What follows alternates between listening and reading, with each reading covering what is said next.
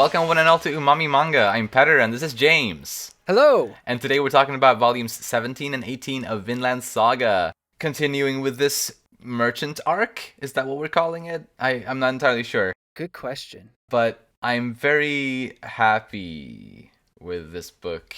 Just the continuation of this arc in general, with the characters from the previous book continuing with, and especially Hild, who absolutely was, I would say, the MVP of volume 17, like the first half of book 9 here. Oh, yeah. That volume was basically her volume. Totally. But getting into the characters just right off the bat, then, starting with Thorfinn as always, he totally understands Hild's desire to kill him. Of course he does. He has been exactly in her shoes in his past. And I think one of the things kind of on that whole thing that I would assume is weighing him down a little bit extra is the idea that he is to her what Askeladd was to him. So he is somebody else's Askeladd, essentially. I like that. And that's got to be really hard, at least if he has had those types of thoughts, which I can assume that he may have had. I would love for that to be brought up in the future. Yeah. He has a moment with Hild and says, I was just like you, and I now just became the man that I hated. It's right. Ironic. That'd be a great way to maybe have a little more understanding between the two. Exactly. Yeah, I could definitely. I would enjoy that too. And yeah, of course, he knows her anger and her hatred so well. He even suggested, when he was on his knees in front of her after he had gotten shot, he suggested that he would, if she would let him go and he could just fulfill his mission, he would promise to come back and let her kill him later. I'm choosing to believe that he honestly would. If she had allowed him to do that, then yeah, he would have come back a few years later and just allowed her to kill him. And just because he totally understands how she's feeling about all of that. And I think another aspect to his, understanding is that he wants to atone for the sins of his past. And he feels like that indeed giving my life up in this way would, atone in some way. Obviously, it would not give back Hild's family. So in the end, it may not really give her the happiness she wants, but he understands, or he feels that he has no right really to beg for his life or not be killed by her. However, he does ask that, or he does have the desire to keep living so that he can atone for his sins in a different way. Not dying per se, but living so that he can replace life for the life that he took. Which is something that obviously was established already, but him kind of bringing that forth to Hild, I think, helped her make the decision in the end to not kill him yet. Yeah. And I like that, and I like how much he values his life and his mission to keep living. Although, I guess Einar took a bit of, or disagrees a bit in how much Thorfinn values his life. Yeah, for Arnheid. Yeah, for Arnheid. But in Hild's flashbacks, we got to see Thorfinn from back then, and to me, that was one of the instances. There were a couple, and I'll probably point them out as we go. But that was one of the instances where we really got to see, or got the contrast to understand just how much Thorfinn has changed since then. The fact that we got to see the old him in that flashback there, because he was scary. Damn, that he was really intimidating back then. Yeah, completely different from how he is obviously right now in this arc in general. I am the hunter and you are the hunted. Do you think when he heard that line, or if he ever, or maybe if he just ever thinks back, if he can remember, he thinks back on that, do you think he just kind of cringes? It's I can't believe I said that. It's kind of one of those moments where you look back on your own childhood, he's like, why did I say that? Yeah, why you're did right. I do that? It is definitely edgy. And something that someone that age would likely say, yeah. Right? And then as an adult or older, you'd be like, oh gosh, dang it. Yeah. Totally. Yeah. But he did get the words repaid to him, or reversed back to him Mm. and I think that stung pretty bad Yeah. to not only have those words spoken, but also to actually, well, I think because when Hild spoke those words to him, I'm sure he also, well, he remembered that situation clearer through those words, and that Mm-hmm. probably was pretty painful. Agreed. But yeah, he got severely injured by Hild there, and Whew. he needed 3 whole months to recover. So that was a Yeah. lot of time that just kind of, I guess, quote unquote, wasted. Although, I mean, I guess we'll see. I mean, I will. He needed that time, so like, I'm glad he didn't rush it because he Right. needed to actually recover in order to heal properly. But I wonder if maybe because that's still 3 months. That's a pretty long time for some developments to perhaps have happened. Maybe I don't know, and I wonder if maybe we'll get a good flashback to that time, perhaps at some point for some reason, or not. Like it's definitely not a certainty, but I just wonder, just because it is still, as I said, like a decent, like it's a decent amount of time there. I guess potentially. I didn't really think about that, but I'm in the assumption that that's not going to come up again. But maybe it could. I don't know. Yeah. Um. Like one reason why I kind of think that it might not is because Gudrid mentioned when they were at the market how she still doesn't really feel like she knows Hild very well, and Mm-hmm. so with that in mind, then maybe at least from Hild's side, there wasn't maybe a lot of interaction with the others. Yeah.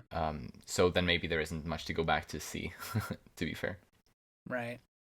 when Thorfinn met Thorkel in Yelling, he was like, "I'll kill you, you huge bastard," and Yeah. I thought that. I mean, I don't think he actually meant it, but I still thought Right. it was pretty neat to see him kind of act like his old self in front of this person from his past. Just because like that's how he acted in front of Thorkel the last time they met, so sort of. Yeah. It did kind of throw me back. It's like Thorfinn, like. But I guess when you're dealing with a man like Thorkel, I mean, Yeah, it brings the worst in you. it It brings does. out the worst in you, I guess. Yeah, yeah, I can't blame him. But Thorkel says that Thorfinn's eyes look a lot more like Thor's now I compared like to that. last Hmm. time. Yeah, I really like that too. And and that's another one of those instances that really shows Thorfinn's growth, comparing to, well, that first prologue arc to now. Yeah. Einar mentions a few things about Thorfinn that I just want to bring up before we get a little farther into this part Hmm? of the discussion. Yeah. He says that reforming yourself is not easy. It's not as easy as you think, or at least something along those lines. Um, Mm. you try to change yourself, but your past keeps coming back Right. and basically bringing you back to the way you were, or at least trying to. We see throughout this uh, journey, or at least especially in this book, that his past is not something that he can run away from uh, as easily as he may have thought. I mean, Hild is an example of that. Yeah. His past mistakes, but then just the whole Yams Vikings, and they try to get him into their whole squabble. It's just he can't run away from it, and it's so frustrating Uh huh. that this guy who just wants to change, it just wants to be better, or at least live a different life, uh, is brought back to his past so often, especially Right. now, is frustrating. It is. Yeah. Yeah. It's hard. And I guess that has to do basically with Floki coming into the story because of Thorkel, Mm. Mm. and reunite, or not reuniting, having him and Thorfinn meet Yeah. is basically where this really started to get going. This whole can't run away from your past. Right. Yeah, it was interesting to like finally like at like what is that, like 18 volumes into the series Mm-hmm. is when Thorfinn and Floki actually meet properly for the first time. But still Floki's involvement with Thor's death remains unknown to Thorfinn. Right. So that's still kind of teasing us, I suppose. Although by the way, as I mentioned about Thorkel seeing like in Thorfinn's eyes, the same eyes as Thor's. Mm-hmm. Floki saw that too, So that was also I thought a nice reminder of Thorfinn's growth. Yeah. Thorfinn did fight those Jomsvikings that came after him. Like, sure, he didn't use the sword, and he probably didn't kill anyone, but still he did use violence against them. Mm-hmm. So that was kind of, well, I guess a loss in a way. He had to resort to violence. You know, he looked like he blinded one of them. Like that was kind of harsh. What happened to But taking the 100 punch in the face? Like, come yeah, right. on. Uh, but yeah, that was just like, I mean, I guess I had been anticipating this in some way, but it's just sad to see it, I guess, regardless of when or how it happened. Right. And Eskil, who was one of those two Jomsviking that didn't that weren't knocked down, and who was supposedly working for Vagn, that other Mm-hmm. guy at the Jomsvikings. He said that Thorfinn has the blood of wolves, and that thus he cannot live among the sheep forever. And Yeah. I mean, of course, I think he's wrong about that. Like, Mm-hmm. and I'm sure you do too. And I think the story may be trying to tell us, like pretty much right after that, that Eskil wasn't right. In fact, when that little girl comes up to Thorfinn and gives him the necklace, and because the girl, you know, she sees him as a good guy, like maybe even like a hero. Mm-hmm. But then her mother just kind of pulls her daughter back, and because her mother sees Thorfinn as a threat. Basically, what I get from that, or like yeah, that part of that scene is that the adults view Thorfinn as a violent warrior because of the norms, I guess, that Mm. they are used to seeing in society. But the children view Thorfinn as a good guy who helps people because that's what they see. They see Thorfinn for what he is, like for what he really Mm-hmm. is. What, yeah, the blatant things that you actually his actions. Like the children don't fear him because well, I guess they haven't learned to instinctively fear anyone who fights. So they can see the real Thorfinn, kind of. At least that's how I'm choosing to interpret that part of that scene. I don't know if you had any thoughts on that, but please share them if you do. I really liked how the child went and tried to give him the necklace, and I didn't think of it too much, but I think you make a brilliant point in that the kid sees him for, maybe his true personality, or Yeah, doesn't know because they are naive. They just react to what they see, and to them, they just see someone who protected. But the parents know that what warriors are like, right, um, so they try to protect. And I think that's just his circumstances and being well, you could even argue it's the consequences of his actions, like his life leading right.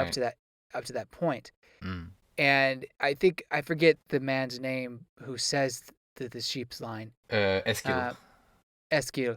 He even says that it may not be possible with these people in the Baltic Sea. Right, So right, it it may just be that the Baltic Sea, or at least whenever if there's anybody that knows Thorfinn as a warrior, it's just not possible.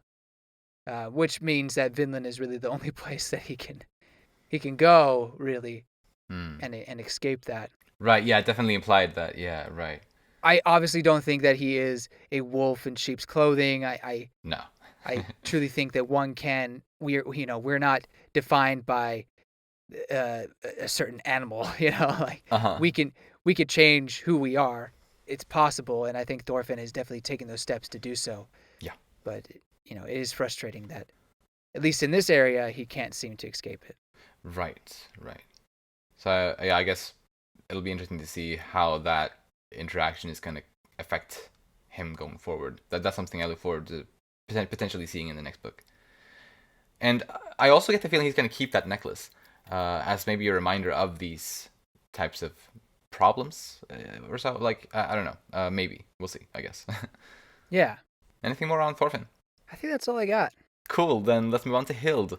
We may have touched on this a bit last time, but like the drama that Hild basically brings by just entering the story, I think is really good. Kind of just with obviously affecting Thorfinn the way she does by appearing there, and I imagine her whole role helps Thorfinn face his past in a new kind of way that he otherwise might not have been able Hmm. to face his past, and to helps him grow from that in ways that he maybe wouldn't have been able to do if that hadn't happened.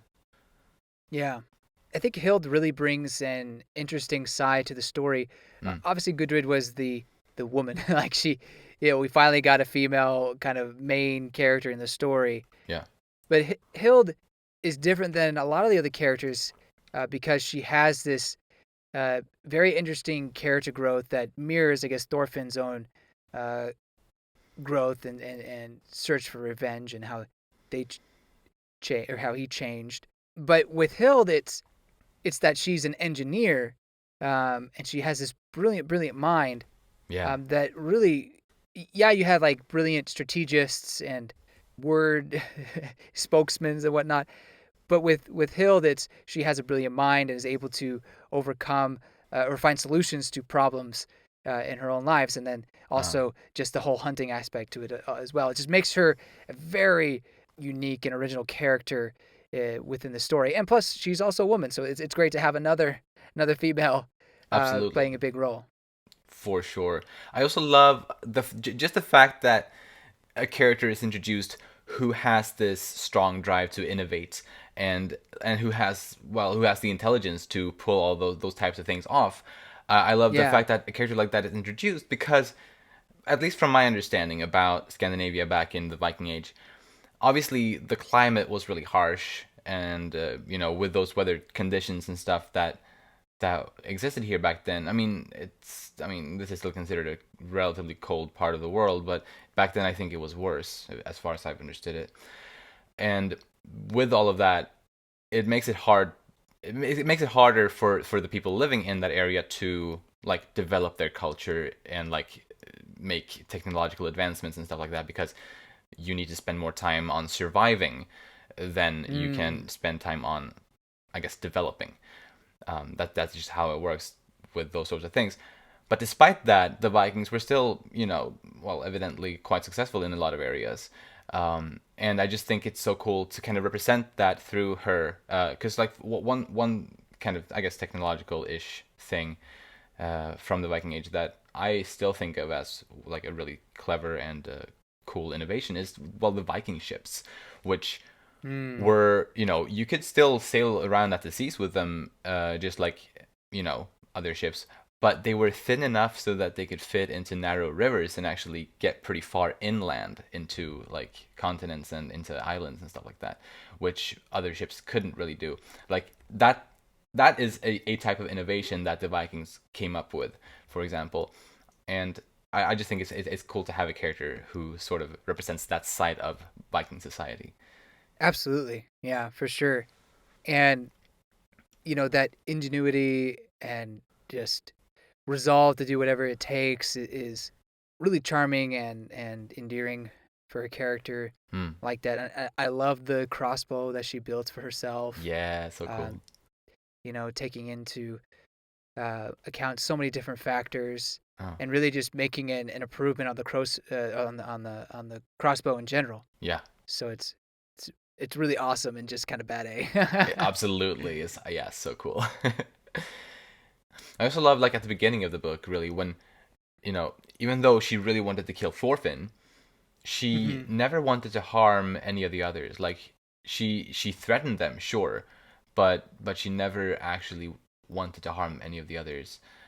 She threatened them obviously with a poison, which was all just a bluff, and she threatened to shoot them at a couple times, but she never did any of that. She was only after Thorfinn out of revenge, which, I can buy that. But the others, she, it showed that she was a good person. She didn't, she had no gripe with them, so she wouldn't hurt them. Yep.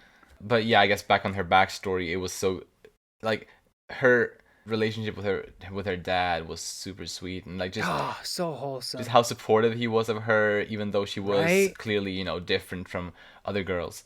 And just to see that bond that they had was, oh, so powerful. And obviously, that made it hurt so much more when he eventually died. I mean, we knew he would, but Yeah. shit, oh gosh, I cried so much.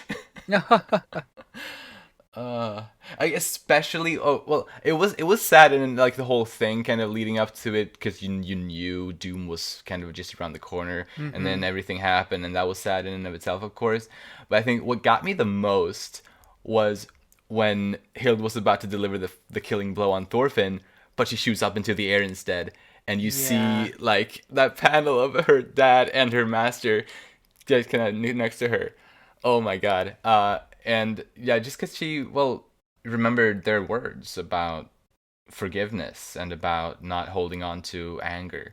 Right. And that, oh gosh, it's just so good. I'm actually tearing up a little bit just thinking about this, recalling these scenes. Yeah, I think they're very emotional, very powerful. Now I didn't cry, which it makes me feel bad that I didn't cry because I wish I would have. But it was very emotional and a powerful scene, and I too like the part where she shoots up in the air and it basically imagines her father and master right behind her. Yeah. The whole message of forgiveness is something that she's gonna be learning as she goes. I feel. Mm. But not just forgiving Thorfinn. I think there's some forgiving of herself that needs to happen. And now, obviously, the whole circumstance and what happened was not her fault, but there is this feeling that she has inside that she mentions that she was too weak at the time, and she feels guilty about that. Mm. Um, which I think with some therapy would really help her out, and I think she'd be Right. able to understand that. Um, that's not something that is your fault. So you need to forgive yourself. Mm. But perhaps her friendship with Thorfinn and this group will lead her to forgiveness in various ways. Right. Yeah. I mean, I'm sure in some sense it will, like, some way or another. Because, yeah, just the fact that she hasn't forgiven Thorfinn yet, she is still angry, Right. but she is still giving Thorfinn a chance to repent. Yep. Like, I love that resolution to that whole part because it's hopeful in some ways, but it's far from ideal, and I think that makes it realistic. And I'm just so excited to see kind of how that dynamic between her and Thorfinn is going to develop. Absolutely. Hey man, they're alone on an island. Well, they're not alone, I guess. There's other guys, but it's just them two in their party.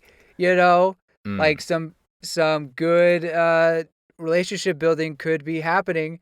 But go, just real quick, going back to her flashback. yeah. Uh, why did they want to kill her Harafnikal?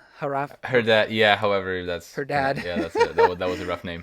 I mean, I don't think we have any way to really know. Somebody hired Askeladd's crew to do it, like Right. for whatever reason. Mm, So I guess the reason why I asked that is there any sort of story relevance to that at all? ah, mm, Because I think even Floki's name was dropped by Hild's dad at one point. And obviously Thorfinn's like, I don't know, I just get paid, man. that's right. And it just made me think that maybe that could be a plot point that's brought up later for some reason. Although they're in the territory of Norway, and aside from that point in the story, Norway doesn't seem to really have much of a part in the story. You know what I mean? Yeah, right. Um, so maybe it is just nothing and just another job that Askeladd's group was given, which is fine. I don't necessarily need it to be, but it would be interesting if that did come up later on and Mm. give a little more backstory to it all. For sure. Yeah, actually, I hadn't really thought of it that way because although I mean, I like it now that you bring it up. Since we have been talking about obviously from Thorfinn's perspective how sure Askeladd was the one who killed his father, but he was hired by Floki. And Hmm. here was kind of a similar thing where Thorfinn killed Hild's father, but that Ah, crew was hired by somebody. And so that somebody should be someone that Hild might have a gripe with. But maybe she doesn't know. Oh. Similar to Thorfinn, she doesn't know perhaps that like there was a hiring kind of thing going on. Gosh, what if it's all Floki? I had that thought just now too, actually. So that obviously would bring them together, kind of unite against the common enemy. Dang. Although well, we have no enemies and all that, I guess. But That's true. That's why this whole Floki thing is going to be fascinating. How I mean, and potentially both of them, not just Thorfinn, but how Hild also acknowledges that. Yeah. So yeah, it'll be very interesting. For sure. Yeah. Can't wait. If Floki was indeed the one to hire them to do so. Right. Yeah. I have no idea why. Like it seems Yeah. like some random carpenter. I mean, he seemed to like. My impression was that he was sort of like some kind of at least leader of that little village, perhaps. Or not maybe not just that, but some respectable person in Norway, because he seemed like True. at least to know the king of Norway pretty well, and almost like because he says like, how dare you come to the king of Norway's territory, and so he must have some connections with him, and maybe it was just being the lord of, or maybe not lord, but the chief of that area. But either way, I think he must have been someone that had some renown to his name. Right. Yeah. Somehow. Anything else on Hild? Yeah, a few things. Shout out to her master, her hunting master. I think that guy was awesome. So sweet. Oh my Yeah. god. I just want to hug him. Yeah. I mean, he would probably not hug me back, but I would still hug him. No. But I think the lessons that he teach Hild were profound, and then how he dies was shocking. I guess it gave more character growth, or development, I should say, for Hild. Yeah, I mean, I was actually kind of impressed, or I thought it was interesting the fact that he essentially called out his own death only moments before it happened. Yeah, he's like, yep, it's time. Yeah, because I thought it showed how well he knew himself, True. like, and his own capabilities, as well as how well he knew the nature surrounding him. Like he was he was prepared, and he kind of was like, yeah, this is likely to happen any moment now because I'm getting older and there's a lot of strong bears in the woods, kind of. So yeah. I thought that just proved his capabilities even more in some way, Agreed. I love the detail when she is reloading her crossbow. It is, Yukimura just goes above and beyond in that art for that. Just oh my gosh, it's so intricate, and the panels. It almost feels like it's an animatic. Is that the word? Yeah. Basically, yeah. So I bet the animators, if they ever get to this point, it's like, sweet, it's basically all done for us. Right. It's great. It's so detailed. Yeah, it's awesome. It's so cool. Thorfinn's life is hers to kill. Right. So still hasn't forgiven him. Will she forgive him? I mean, there's a few ways this could go, and maybe I should save this for predictions, but I guess I'll just say that I think there's a possibility that she won't truly all the way forgive him, but will accept his atonement. You know what I mean? Like, yeah, right. I guess there's a difference between forgiving and then forgetting. So maybe she, I don't know, like which is better, to forget or forgive? Like that is maybe a profound question for another time, but still, as Hild is an interesting character, and I don't know exactly which way she will go, although I have hope that it will not be in a more tragic route. It'll be more in a growth and becoming friends with the whole group better. Right. Yeah. I mean, there's going to be development. There has to be. Yeah. Her dad was a Christian and believed strongly in the idea of forgiveness. So I wouldn't put it past her to adapt that kind of philosophy herself and actually straight up forgive him. But I also see your point in that, I mean, obviously this is something that's incredibly hard to actually completely forgive somebody for. So yeah, whatever happens, I'm excited to see exactly how it's going to go about. Indeed. And that's all I have on Hild. Cool, then let's move on to Gudrid next.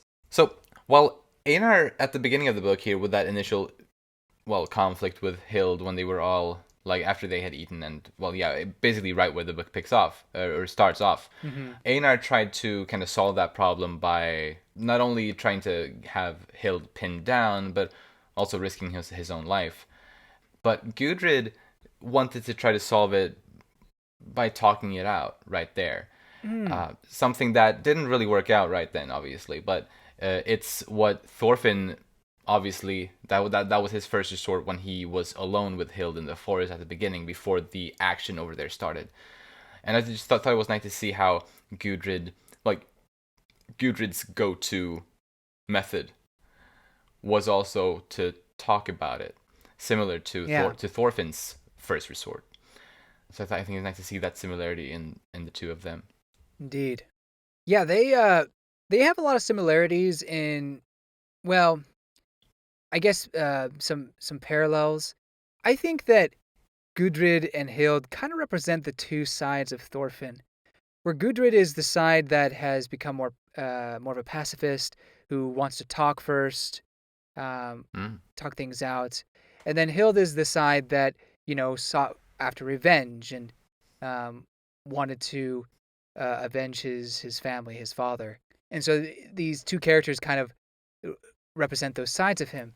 Um, and then just speaking romantically, I don't know, like which would be better for Thorfinn to go. Obviously, he doesn't care. Well, or he's not bold enough to even think about that kind of stuff, and it's not on the forefront of his mind at all. But for me, the reader, thinking about how is this going to shape out, right. I don't know. Like previous book, I would have said Gudrid, but Hild had just come in. But after, and I think in our previous discussion, I even said, wouldn't it be weird if Hild ended up being the love interest, when Thorfinn was the one to kill her family? Well, her dad. Right. I mean, that still is weird, but having this Hild side of forgiveness, potentially being a plot point. What is the ultimate forgiveness except becoming a lover to your father's killer? Like, I see that aloud, and it's like, yeah, that sounds a lot worse than it did in my head. Okay. And so I don't know. Like, it would be an interesting development, and so, and especially since they kind of have a lot to gain from more interaction with each other at this point. I'm not saying that it is an impossibility. However, this is a Gudrid part, and so I bring this up because Gudrid is the side of Thorfinn that he wants to embrace at this point. He wants to, use the first resort, talking it out. Right. Shun the violence and I guess kind of raise life instead of take life. And so that's another thing that both him and Gudrid share, is that they're basically the parents to the baby. What is his name? Carly. Carly. Yeah. So yeah, in a lot of ways, Gudrid and Thorfinn would make a good pair. But then, like I said, there's also the Hild aspect. But anyway, what are your thoughts on my rambling just now? Well, I thought it was a lot of fun to listen to. Oh wow, you're so fun to talk to, James. Anyway. No, but the thing is, I have historical spoilers in my head. So I can't necessarily chime in 100%. However, Gudrid expressed how irritated she gets by the way Thorfinn tries to do everything by himself. Right. And when Einar asks her, if she really wants to help Thorfinn that badly, she blushes a lot. Mm-hmm. And, she doesn't answer the question, and she got very defensive. Right. I think it's relatively safe to say that Gudrid is at least starting to develop some kinds of feelings for Thorfinn. Absolutely. I agree. Like she's definitely taken an interest in him. I guess I was just saying, which way is Thorfinn going to go? So I guess that could have been saved for Thorfinn's discussion, or should have been said in Thorfinn's discussion. But, I felt like it was a good time to bring up Gudrid because of that scene with Einar and her saying how frustrated she was that, Thorfinn was trying to do everything by himself. And maybe a little frustrated that Hild was the one that was helping out Thorfinn and she couldn't do anything really at that point, or at least not be as useful. I could see that being part of it there. Yeah, definitely. Yeah. But as you also said earlier, yeah, Thorfinn himself hasn't really given any indication to having feelings for, well, anyone specifically at this point. Anyone, yeah. Except for his brother in arms. Yes. Yes. Brother. That bromance is going strong. We must get to Vinland, brother. For Arnheid. For Arnheid, brother. But yeah.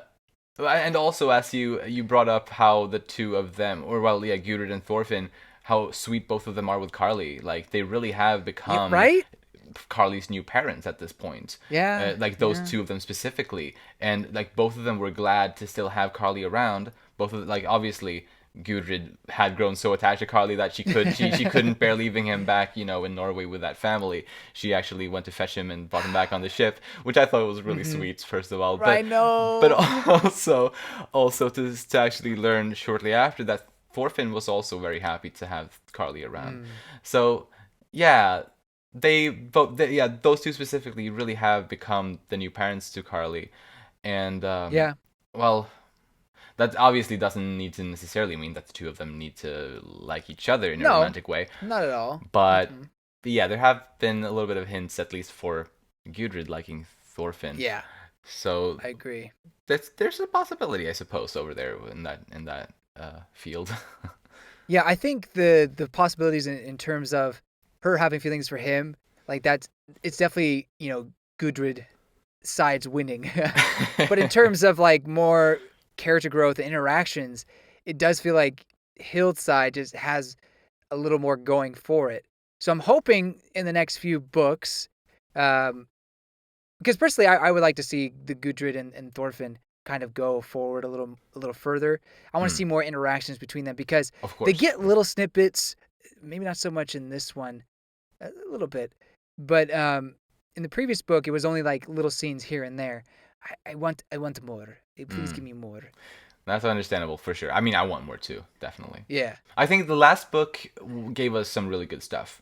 But obviously this one, well, especially the first half of this book being volume 17, obviously focused a lot on Hild. So I think we have Hild's whole, well, her character is more fresh in our minds, I think, because we've just read this book.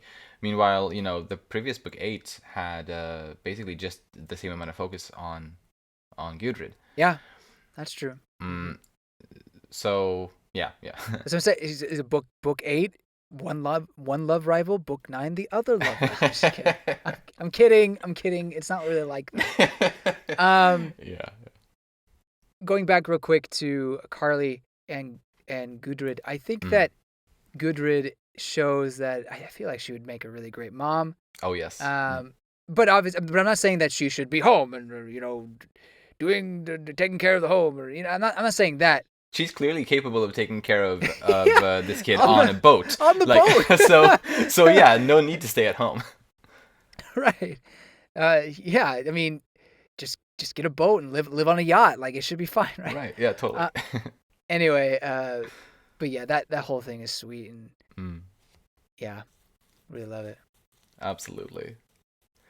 Another thing I thought was, well, that got me a little bit emotional. I thought it was like just nice words were back to more the beginning of, or at least the first half of this book, when they ran after Thorfinn and Hild into the forest. Gudrid and Einar both made some really strong points to save Thorfinn, to try to save Thorfinn. Right. Like, both of their speeches, I guess, quote unquote, were really, in my opinion, really strong and got me emotional. Yeah, she defends him pretty strongly. Yeah. And even brings up the fact that he is Carly's father, more or less. Right, yeah. She describes how she's never seen a man ever take care of a child like that. Yeah. which yeah, that that's good. Anything else on Gudrid? That's all I got. Cool, me too. Then moving on to Einar.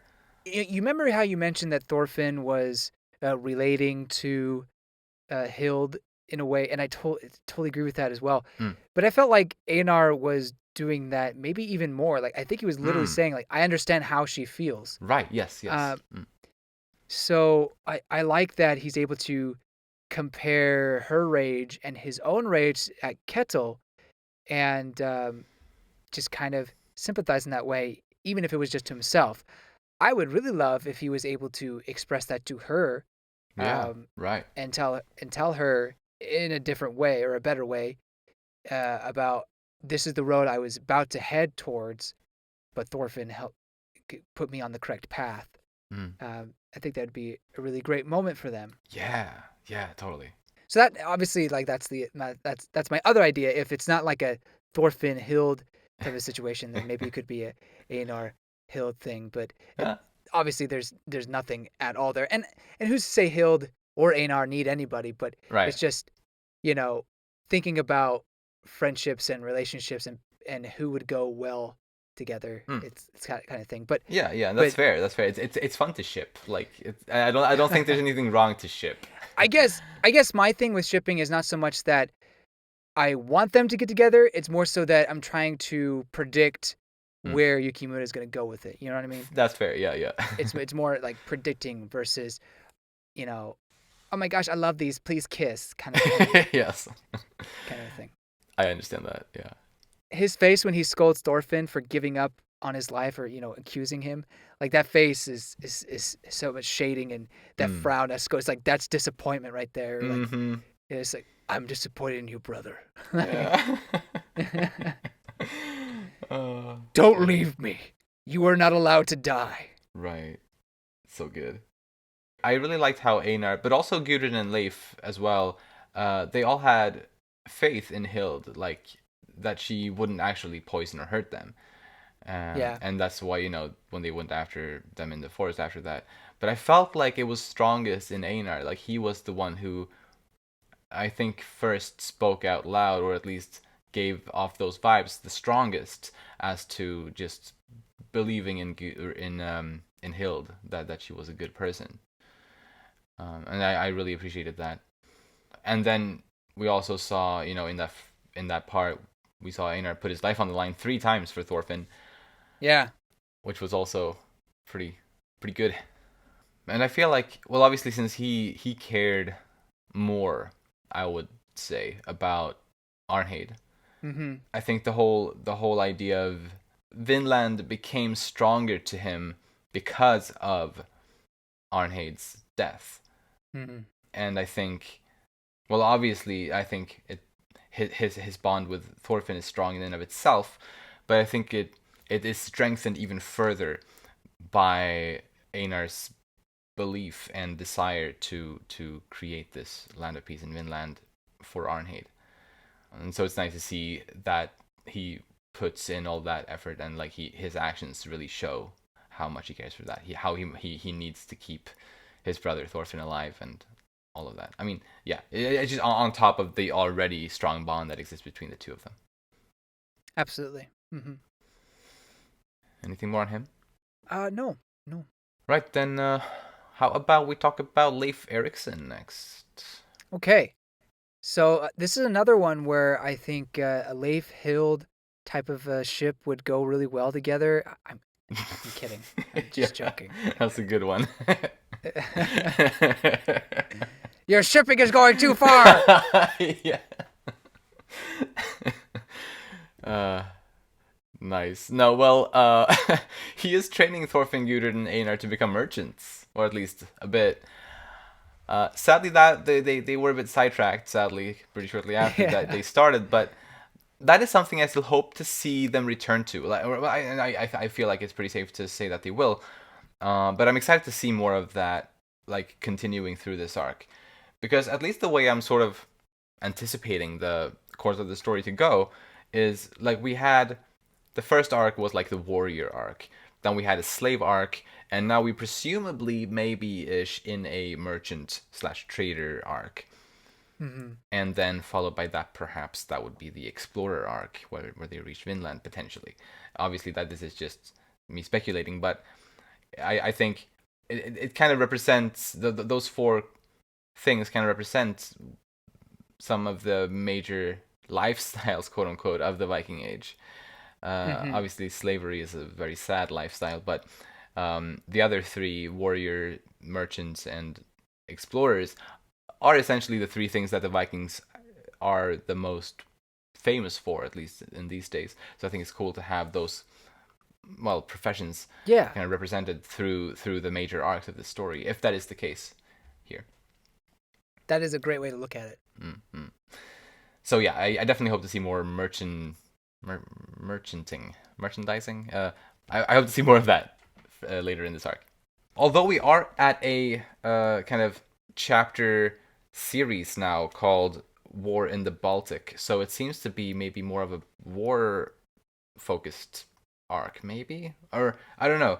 Yeah, I don't know how long this is like because that this might continue there because War in the Baltic Part 5 was the most recent chapter, and there might like I don't know if that's going to continue into the next book or not. I guess we'll see.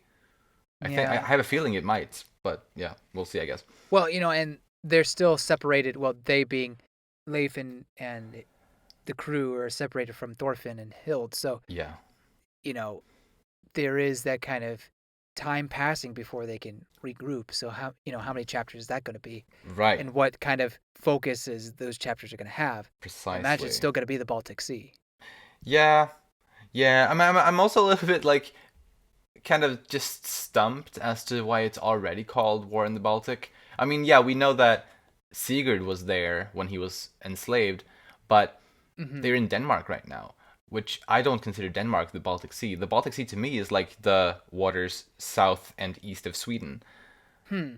But Denmark itself shouldn't. I mean, maybe I don't really understand the Baltic Sea's borders exactly, but to my knowledge, Denmark itself isn't really part of the Baltic. So I'm assuming they're going to move eastward into the Baltic Sea, and Okay. that's probably this quote unquote chapter series is going to continue into that. Is my thinking. Is Jomsburg not in the Baltic Sea? Jomsborg, I think, is on the coast of the Baltic Sea. I think Jom, or wait, I think Jomsborg is like in northern Germany, isn't it, or something like that, Yeah. or like southern Uh Denmark, huh. or whatever wherever the borders go. Um, so that might be like the very edge of the Baltic Sea, to be fair. But now they've been in Yelling most recently, Right. which is like in Denmark completely, I would say. But I guess they are moving into the Baltic Sea, so I guess that's where they're headed. Maybe I'll look it up to see what are the borders of the Baltic Sea, just out of curiosity. Fair, yeah, yeah, do that. And to be fair, they would, at least according to the map that we had, I think it was the previous book, about the planned out route to Miklagard, they would have to be passing through the Baltic Sea to get into the rivers and go through Europe. Like before they go into the European continent through the rivers, they would basically cross the Baltic Sea. The last thing before that. So, the Baltic Sea is an arm of the Atlantic Ocean enclosed by Denmark, Estonia, Finland, Germany, Latvia, etc., etc., etc., Right. Sweden. So, to me, it seems like everything west or not west, east of Denmark is Right. considered the Baltic Sea. Precisely. So Denmark itself isn't in the Baltic Sea, I wouldn't say, but once you leave Denmark eastward, you get into the Baltic Sea, I suppose. Well, I don't really see the issue because obviously Jomsborg we've established is in the Baltic Sea. So the war is between the Joms Vikings, Mm. and so that conflict is basically the source of these chapters of this segment. Yeah. Um, and as soon as they get into the waters of Denmark, like to the east, which is I believe where they start their journey. Yeah, yeah, Uh, that's fair. when they're running away, they're in the Baltic Sea. Yeah, yeah. I guess it's fine. maybe maybe I just felt like they started calling the chapters War in the Baltic a little early, but I mean it's it's Fair good. enough. It's good. It's all good. But I guess you gotta have a prelude. True, I true. Yeah, I guess thematically it's like that, like it's kind of leading into that. So it does make sense. But anyway. I only had one thing on Leif. Hmm. and it's really just really a quote. He said, "In order to speak to the sincerity that lies beyond anger, one can only bear one's own sincerity first." Yes. Leif's got a lot of little nuggets like that that are really Yeah. nice. I like that too. Yeah, yeah. It was good.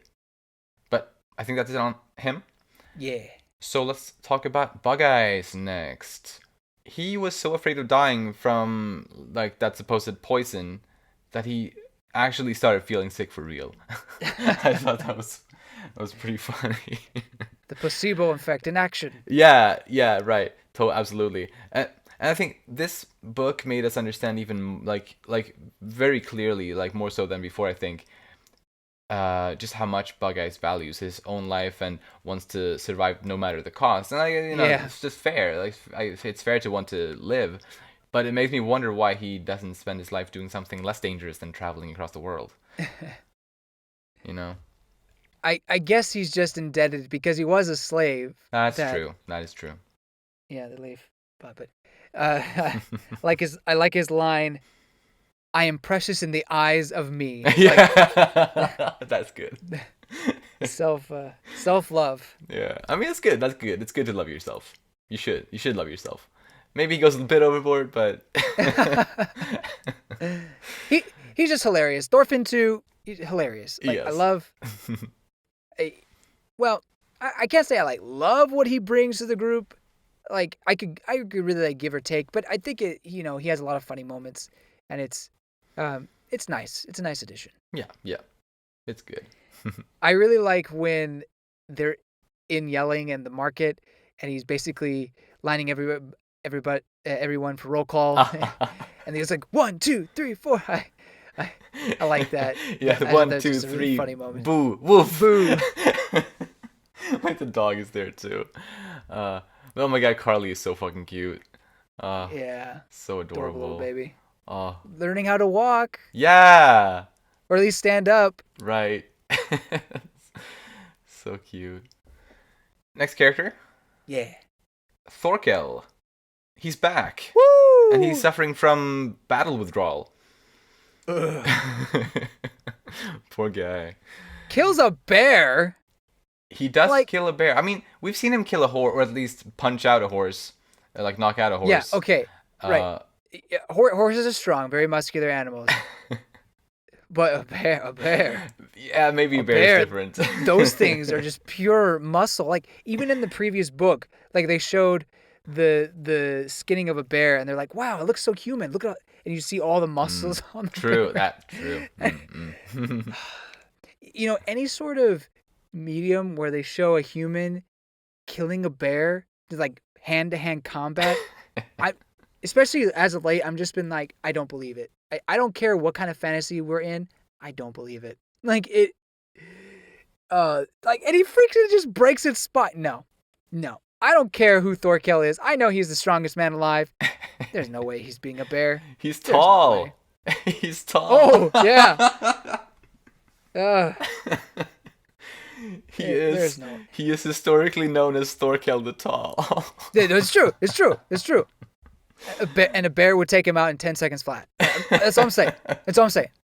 Like, I don't know. But it was pretty awesome. Well, I don't know. I mean, it wasn't great that he killed the poor thing, but still, it was a very what's the word I'm looking for? Bad A moment, I guess. Yeah. I think that's a good word for it. But Floki brings him back to Jomsborg, where Thorkel declares that Thorfinn is the most worthy person to lead the Joms Vikings. And I mean that was a fun we kind of touched on it a little bit before, but just fun how someone would actually point that out in front of like everyone that Thorfinn is the one most worthy of taking over that leadership. He's just being a good uncle. Yeah, right, yeah. He is. No, but really though, he's just really doing it so that he can entice the flames of war even further. Yeah. Like yeah. He wants to stir some trouble. Yeah, for sure. Yeah, he needs help. Uh-huh. I really hope I'm keeping up faith that Thorfinn eventually is going to be able to, well, quote unquote, help Thorkel see a somewhat of a more pacifistic path. Yeah, I hope so. And like I think you brought up the idea of Thorkel actually joining Thorfinn in Vinland eventually, and I think that would That would be awesome. still I think that would be definitely very awesome. Uh, Yeah, so yeah, definitely keeping my hopes up for that. indeed. So moving on to Floki next.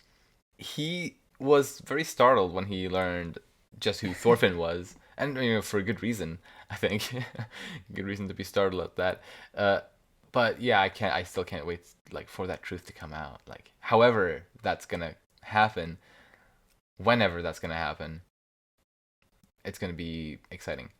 Scheming little weasel. Mm-hmm. Dice head over there. It's. Yes, Dyson. I love that nickname.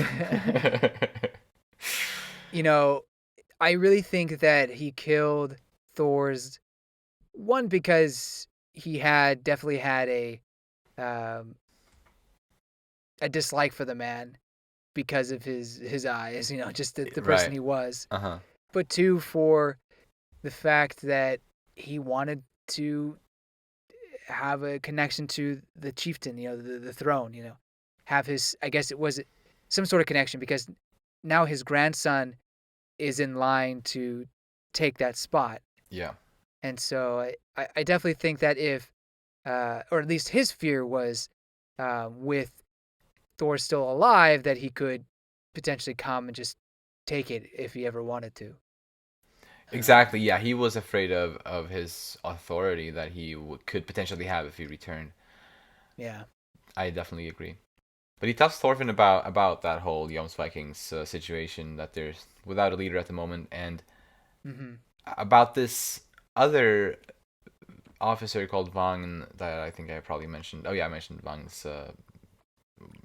Well, the two guys Men. working for Vagn. Yeah, yeah, and uh, and yeah, that this guy named Vagn is trying to take that spot, and he wants Thorkel to help prevent Vagn from seizing that power. And well, I guess if we have more on Vagn, I guess we can talk about him here. But well, because I just was curious, kind of about well who this Vagn really is, because the guys Mm. that we meet at the end of the book, those two Jomsvikings, they explain that Vagn opposes Floki, and you know, Mm-hmm. and I think, or at least initially when I just read that the first time I read through this book, I got the vibes that Vagn that might mean that Vagn is a pretty good fellow. But then I thought some more about it, and honestly, at this point, I'm a little bit cautious, kind of, because I feel like Vagn is still a person who seeks power, regardless of his reasons, True. and I fear that there's a possibility he might be just as bad as Floki, just in a different way, maybe. Obviously, that's just a hunch, but I really hope to see him in the next book, just to, I guess, find out who the hell he is. That's a good hunch. I honestly was going into this. It was like, oh, he's gonna be a good guy. That's fair. He wants to take down the evil Floki. And I was really optimistic, but hearing you say that you're right. I mean, the man is still pillaging and doing all sorts of Viking stuff anyway. Supposedly, according to Floki. According to Floki. Yeah, which, like it's possible how Floki far is can you lying, believe him? but I think we basically just said the same thing. Yeah, I think so. So that's one of the reasons why, and besides his men basically, I guess, helping Thorfinn in the end, I thought that maybe Vagn could be at least a decent guy. But knowing this world, that the Viking world, like, I guess it wouldn't surprise if he is a bit of a scumbag in some way. Like just a different evil, like maybe, Yeah, maybe. Obviously, just an idea, but I'm definitely wary. Can he be worse than Floki, or just the same as Floki? I mean, honestly, I could see anything. I mean, because we don't know anything, really. Yeah, we don't know anything. You're right. So I just don't think there could be anybody worse than Floki for the sake of the story right now. Okay. because it does seem that Floki is doing everything and anything to make things go his way, um, and that puts him on a pretty evil pedestal. Like Mm. it would be kind of hard to beat. I'm not saying that Thorfinn's going to help Vaughn. He may be forced to do so, and maybe that's where the not so decent guy comes in. Right. But I do think that of the two, I feel like Vaughn is going to be the lesser of the two evils. If Vaughn is evil. Right. You know what I mean? Right. Yeah. Yeah. I wonder. I'm just really unsure. Right. Like I don't think I can really say whether he's going to be a lesser evil or a greater evil or an equal evil at Right. I mean, all. it's Like, just me guessing. Yeah. but that And is, just yeah. yeah. You know, just to say something, I'm gonna say an equal evil. Okay. Fair enough. But yeah, I super stoked to see that character hopefully in the next book. Anything more on him or on Floki? He's a coward. Oh yeah, he always was. He always was. In that flashback with Thor's, like Thor's has basically stared him down. It's like, but you're the commander. Shouldn't you be with your men? He's like, oh, it's strategic and Like politics and shit. politics. Exactly. Yeah, so he's super coward, and as we've seen cowards in this story, they do everything they can to not fight themselves, but make everyone else fight. And Floki, being the scheming guy he obviously is going to make everyone else do it and try to make sure there's no loose ends and whatnot. So. Uh-huh. Yeah. Yeah, he's bad. Yeah. And yeah, that's all I have. Cool. Then moving on to Sigurd. He and his crew were sailing around searching for Gudrid for 3 months. Not understanding that they had stayed in Norway for a while. That's pretty funny. Oh my god! Honestly, his entire role in this book was just a joke. Honestly, there was that really bit, was. and then getting captured as slaves, followed by being seen by Gudrid on the market. Oh. Oh my god, that made me laugh so much. And when he made that face. Oh my gosh. And he even got all of his crewmates to do like Yes. dumb faces too. Yes. It killed me. Oh gosh. Oh. I mean, it's like Monty Python, or the whole, just a Monty Python story, just. Oh yeah. Just the parody, it's just so funny. It's so funny. Oh my gosh. Only just to hope to not be recognized. But yeah, it's like I can understand it. Like if you have nothing, like you're stuck there, like you're tied and you can't move, you can't do anything, and you don't want to be recognized. What do you do except for, I guess, make a super silly face expression? Yeah. What do you do? But yeah, I laughed so loud at that. Oh my god! Both times I read through it, I laughed like just so hard. It's it was kind of sad that we didn't get like to see them talk to them and interact with them. Yeah. Like I wonder what would have happened, but obviously Yukimura had other plans. Yeah, for now at least. I'm sure we'll get more on them. Yeah. I'm not saying they're out of the story. I just just right now it's the story went elsewhere, but they'll be back. I'm sure they'll be in the next. Well, I think they'll be in the next book. I hope so. I don't know. I hope so. I mean, at least I feel like they should be back at some point. Like he's not done.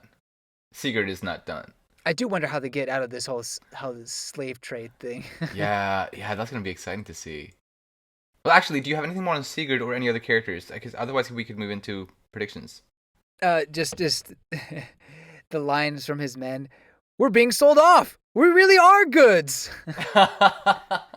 Right. It's the positivity, just think on those guys. Yeah, always look on the bright side of life. Speaking of Monty Python.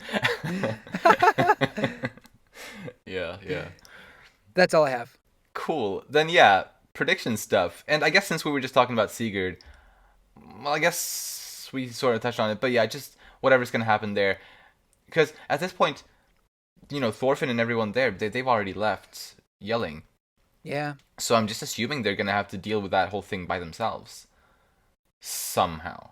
Whatever that's gonna lead to. Because I don't know. I just feel like Sigurd has so much promise as a character. I think there's a lot of like room for him to grow and kind of come to terms with, well, life and himself and just how to Mm-hmm. be a man, or I think he will be back. Just the fact that the others, like the main cast, have already left that area, it kind of only makes it, or like the only thing I can imagine right now is that he and his crew are gonna have to find a way out by themselves somehow. Mm-hmm. Get some lessons from Olmar becoming a man. Yeah, I mean, honestly, because I saw similarities with Olmar and Sigurd, with both of them having these ultimately dreadful fathers, but themselves having great promise. I mean, we saw it actually happen with Olmar, and I think there's a good chance that we could see something similar, perhaps with Sigurd. Yeah, I agree. Especially just because his crew member, like his men, all seem to like him for Right. not the scary type leader that he's trying to be, but for just the person that he is. So I think there is good in him. It'd be funny, not funny. It'd be interesting if Halfdan was able to. Like, he comes and pays for this freedom. I mean, I would probably. I think Siggy would die of embarrassment, like more so than he already has. Yeah, yeah. If his father had to do that, so maybe not the best outcome, but I don't know. I wonder if that will I wonder. be the case. True, true. I wonder for how long the party's going to be apart right now, since Yeah, the party has been split, and like I hope it's not going to be too long, because well, we talked earlier about how we want Gudrid and Thorfinn to have more time together. Like that's something I absolutely want as well. right. But I guess if the party will be split for an extended period of time, which I guess I could see that potentially, even though I don't want it.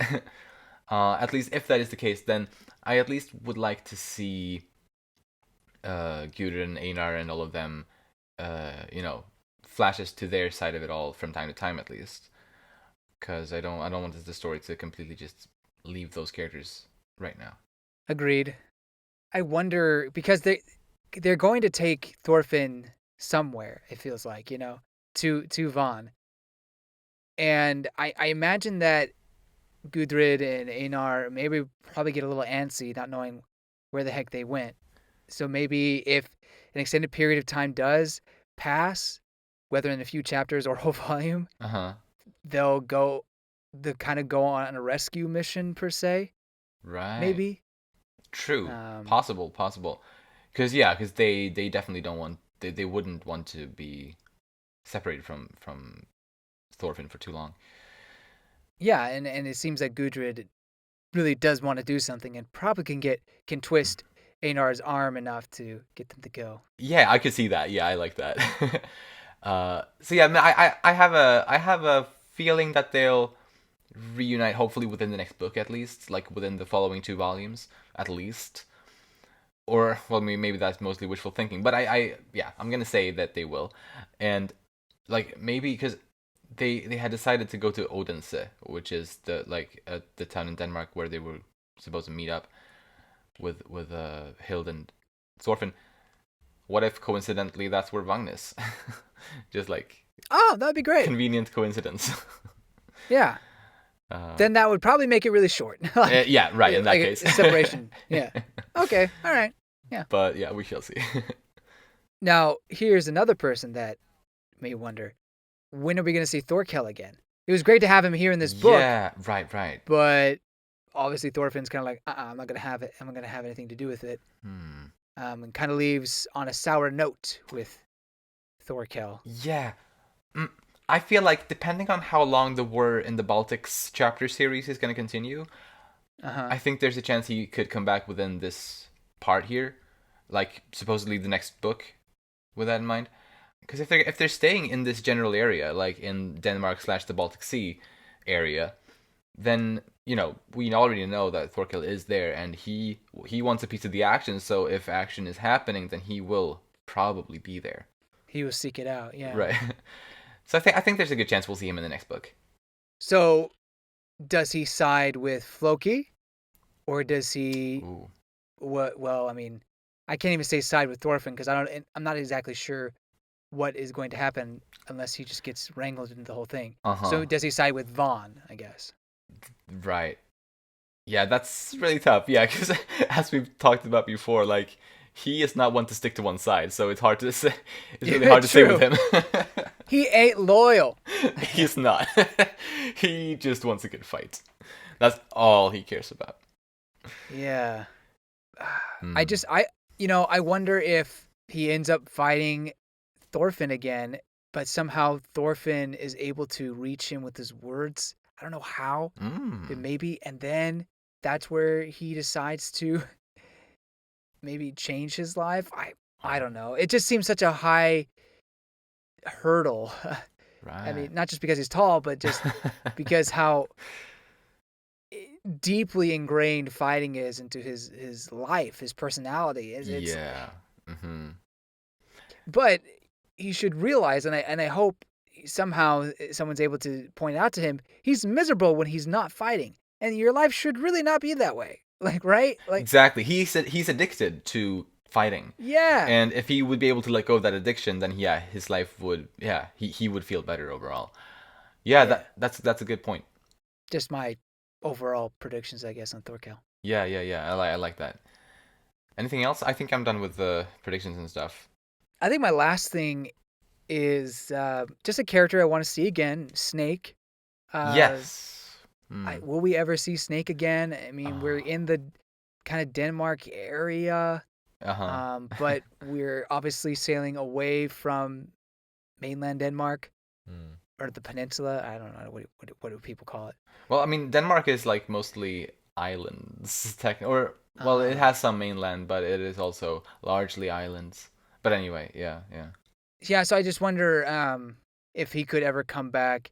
I mean, they even mentioned Snake again, or the Thorfinn thinks about, oh, this guy's not as fast as Snake, and I was just like, oh, Snake. Yeah, right. Yeah, I also took note of that. So that's all the predictions I have. Really excited to go into this next book because we were going into this whole next arc thinking, yeah, they're gonna make it all the way to Turkey and it's gonna be great.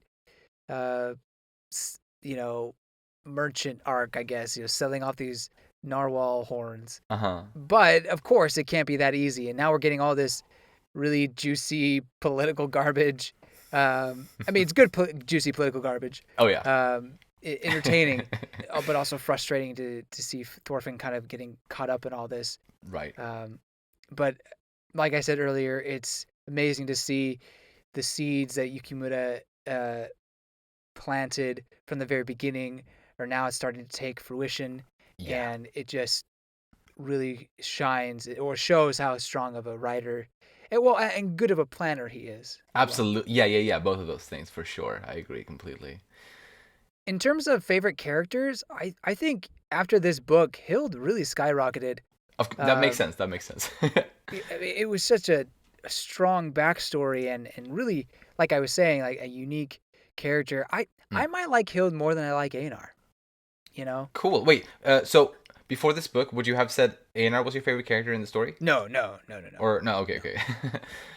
Gotcha. So who is your favorite character right now? Would you say is it Hild or is it somebody else? Oh, it's Thorfinn. Thorfinn's my favorite because I love his Mm. growth. Yeah. Um, Yeah. then it's probably Askeladd. What about Knut? Oh no, no. I switched that. Canute and then Askeladd. Mm. And then I had to think, but I might put Hild there. Fair. I think Hild is edges out Gudrid and Einar for me. That is totally fair. Well, I am really fond of Gudrid. Yeah. Like, she totally blew me away in the previous book, and Mm, obviously she didn't have the same amount of focus here, but she was still great in this book. hmm. Absolutely lovely.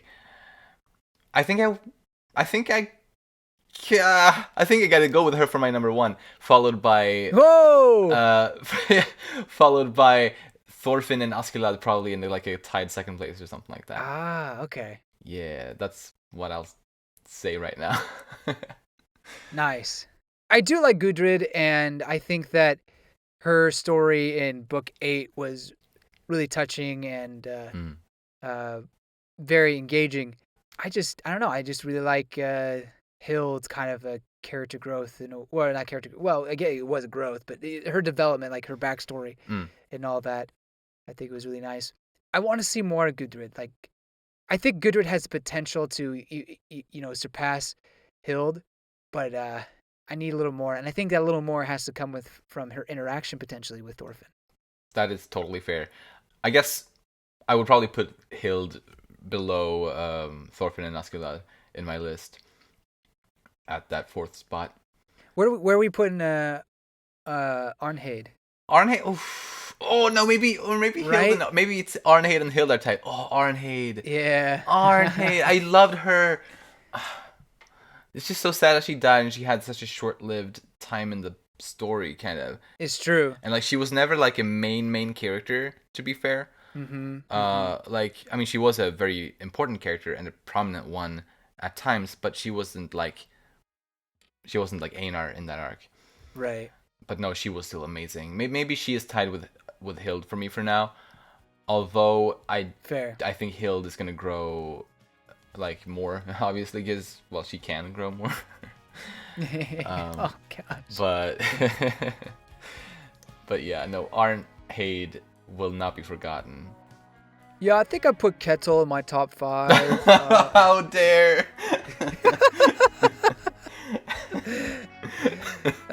Top 5 characters I like to punch in the face. Okay, that's good. I like that list.